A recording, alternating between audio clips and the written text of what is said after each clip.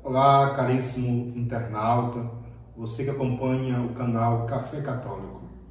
Louvado seja nosso Senhor Jesus Cristo, para sempre seja louvado. Daremos agora continuidade ao segundo vídeo sobre liturgia e a liturgia eucarística. Só recordando, nós paramos na compreensão teológica antes do Concílio Vaticano II sobre liturgia. Agora, vamos compreender um pouco e refletir sobre a compreensão pós-Concílio Vaticano II. O Concílio vai dizer: a liturgia é considerada como exercício da função sacerdotal de Cristo. Todavia, a liturgia é o cume para a qual tende a ação da Igreja e, ao mesmo tempo, é a fonte de onde emana todas as forças. Sacrosanto Concilium 10.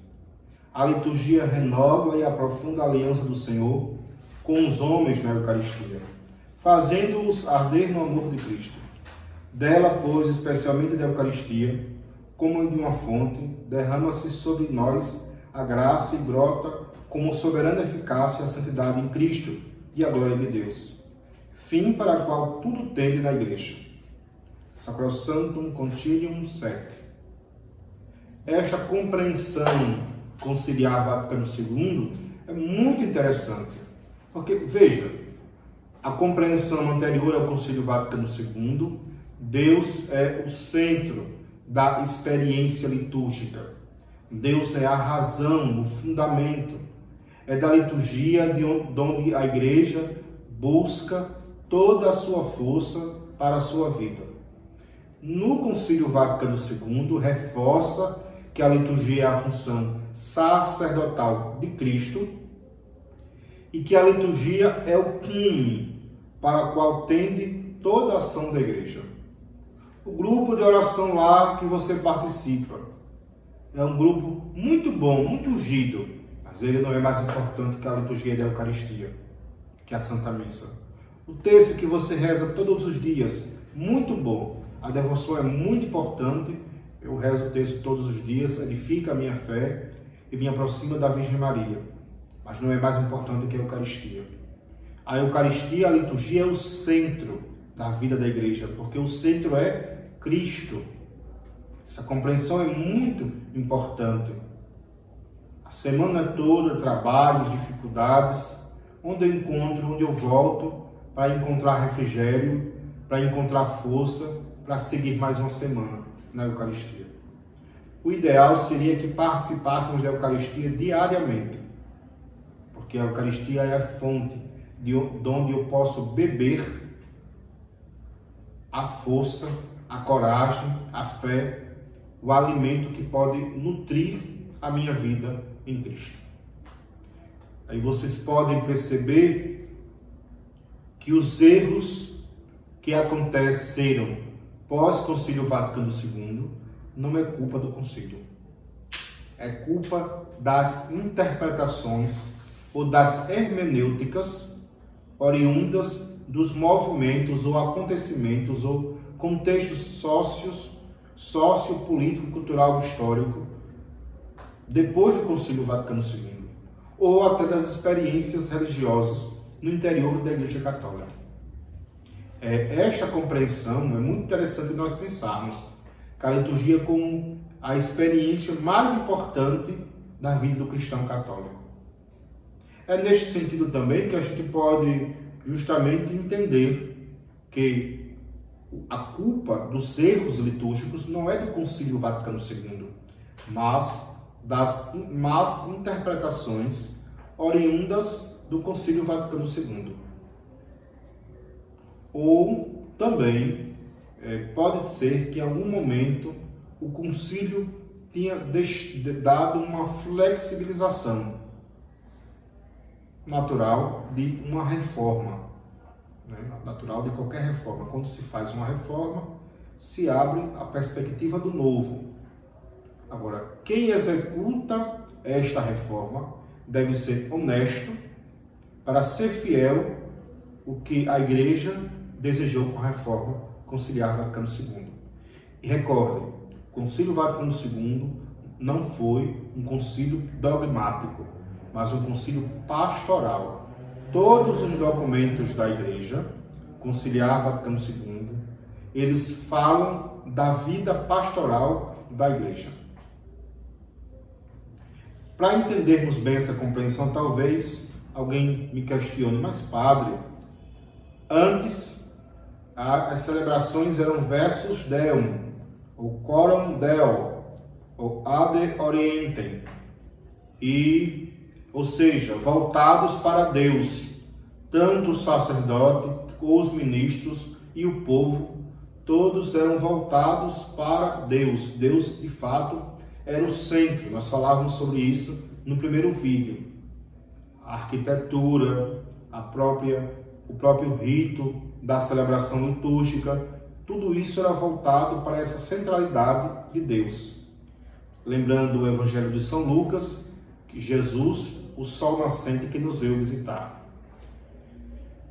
Pós-Concílio Vaticano II, a missa ficou versus populum, voltados para o povo, sem perder a sua mística, como nós vimos nos documentos, no documento sobre liturgia do Vaticano II, a centralidade de Cristo, mas voltados para o povo, na língua vernácula. Certamente também a liturgia tornou-se mais sintetizada, digamos assim, um modo mais simples. Infelizmente, se incorreu o erro de achar que a Igreja aboliu o modo, digamos assim, versus Deo. Errado. Os documentos pós-Concílio Vaticano II e documento recente do Cardeal Sará, então prefeito da Congregação Disciplina dos Sacramentos, sobre liturgia, reforçava sobre isso. O atual também, prefeito da Congregação, recentemente reforçou sobre esta temática. O modo versus Deum, digamos assim, não foi abolido pela Igreja. O que houve foi uma má interpretação pós-Concílio Vaticano II, como se um modo de celebrar excluísse o outro. E os dois modos podem ser usados. Inclusive, um dos documentos da congregação, ele fala que o padre não precisa nem pedir autorização ao bispo em sua diocese. Obviamente que deve haver prudência e deve ter comunhão entre os bispos e sacerdotes. E eu tenho muito desejo e vontade de aprender sobre essa perspectiva da liturgia, como uma forma de também melhorar e aprofundar a minha experiência mística enquanto sacerdote, já que a Eucaristia, obviamente, é, de um modo muito especial, o centro da vida do padre. Então, esses dois modos de compreender a liturgia, ou estas más interpretações, elas são oriundas de dois movimentos importantes do pós-Concílio Vaticano II. O movimento, ou a praxis teológica da teologia da libertação, e os movimentos pentecostais católicos. É muito importante essa compreensão dessas realidades históricas. Vocês sabem, após o Concílio Vaticano II, final dos anos 60, início dos anos 70, surge o movimento chamado Teologia da Libertação. Um dos grandes pioneiros é o ex-frei Leonardo Boff, hoje Genésio Boff, é o nome de batismo dele, e tantos outros expoentes desta experiência. Na hermenêutica teológica da teologia da libertação, ela usa o pensamento marxista. Então, o pensamento marxista, a divisão de classes, por exemplo, tudo aquilo que na mentalidade deles é sistema de opressão ou de alienação, devem ser supridos. Então, a função ministerial do sacerdote, do padre, na mentalidade do padre de batismo, o padre que celebra dignamente, o padre que usa os paramentos de modo correto, foi deturpada a compreensão, porque o modo como nós celebramos os paramentos dignos, o modo correto como prescreve a Igreja, não é um sistema de opressão, mas um modo de nós glorificarmos a Deus, que é exatamente isso que vai dizer o Concílio Vaticano II. Soberana eficácia a santidade em Cristo e a glória de Deus, fim para o qual tudo tende na Igreja. O modo, o zelo pela liturgia revela o nosso amor a Deus acima de tudo. Por isso que essa compreensão é importante, tanto dos pastores quanto do povo de Deus. O Concílio Vaticano II vem nos ajudar também nesta compreensão, vem nos ajudar nesta realidade tão bonita da Igreja. Então, nós falávamos sobre a arquitetura sacra dos anos 50 para trás e pós-modernidade. Os nossos templos agora tornaram-se galpões para guardar silo, ou guardar palma, ou guardar trigo, ou soja, e deixaram a beleza e a sacramentalidade, digamos assim, do espaço sagrado. São duas compreensões, para a gente resumir. Em uma, Deus de fato é o centro, na outra, o homem é o centro. Por isso que as experiências pentecostais católicas evocam muito subjetivismo, ou seja, os sentimentos, as emoções. As duas compreensões, obviamente que a compreensão correta e melhor é Deus como centro. O homem nunca pode ser o centro. O homem é o instrumento para a glorificação de Deus. Nós estamos aqui para a glória de Deus.